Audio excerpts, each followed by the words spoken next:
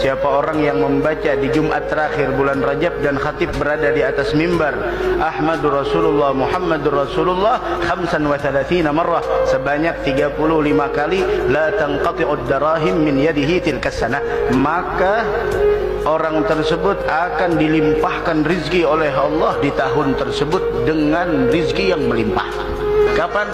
Ketika khatib di atas mimbar. Ada yang mengatakan ketika naik, ada yang mengatakan duduk antara dua khutbah, ada yang mengatakan seperti Al-Habib Salim bin Abdullah Syafiri rahimahullah subhanahu wa ta'ala, Sultanul Ulama, yang bergelar dengan rajanya ulama. Beliau mengatakan dibacanya ketika khatib berdoa, Allahumma ghfir lil muslimina wal muslimat. Sir, kata beliau, yaitu engkau baca secara rahasia antara engkau dengan Allah. Ketika Allahumma ghfir lil muslimina wal muslimat, kita baca amin sambil Ahmad Rasulullah Muhammad Rasulullah